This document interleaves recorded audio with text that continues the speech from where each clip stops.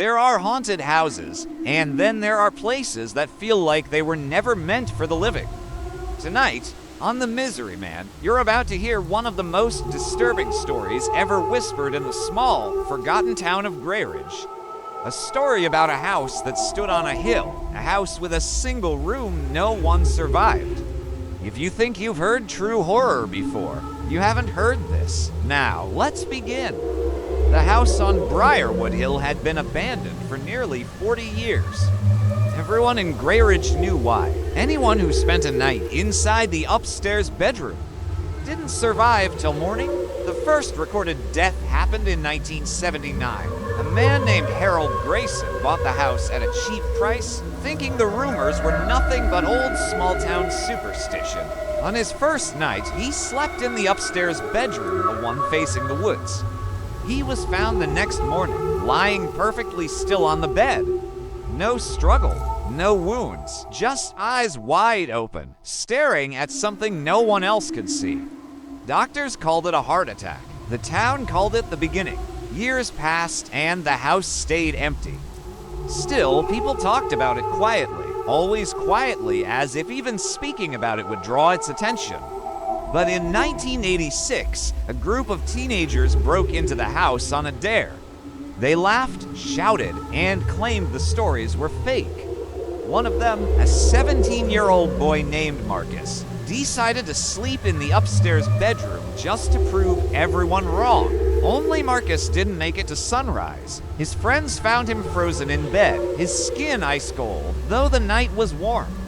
And on the wall above him, written in a dark, ash-like substance, were the words, "Don't stay." This time, the police couldn't explain it, and the town swore the house was cursed. For almost 2 decades, the house remained untouched. But in 2004, a woman named Evelyn Hart inherited the property from a distant relative.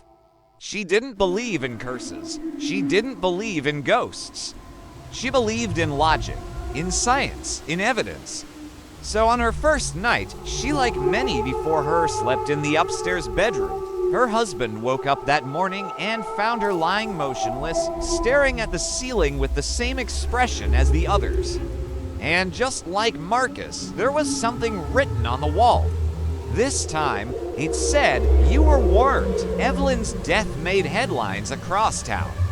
And finally, the house was officially sealed by authorities. But as you probably know, sealing something doesn't stop it. 3 years ago, everything changed again. A paranormal investigator named Daniel Reyes traveled to Greyridge after hearing stories about the house. He wasn't reckless, he was careful, methodical, and had survived countless haunted locations. He believed every curse had a source and every spirit had a reason. Daniel spent the day exploring the home. He found claw marks on the bedroom floorboards, old newspaper clippings stuffed inside the walls, and strange symbols carved behind the headboard of the bed. But the most disturbing thing was a small wooden music box left sitting on the knit stand. When he opened it, the lullaby that played was slow to slow, as if something unseen was dragging the notes out.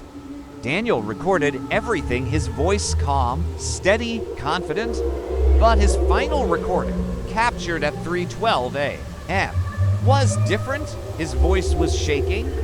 He whispered, "Someone is sitting at the end of the bed." Then there was a long silence, a deep inhale, a faint scratching sound, and finally, Daniel said one last sentence, "I can't move." His body was never found. Only his camera remained placed neatly on the floor, pointing directly at the empty bed.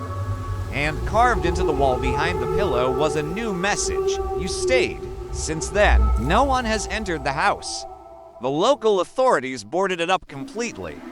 The woods have grown thick around it, and the upstairs bedroom window remains dark, except on certain nights when people claim they see a shadow standing just behind the glass.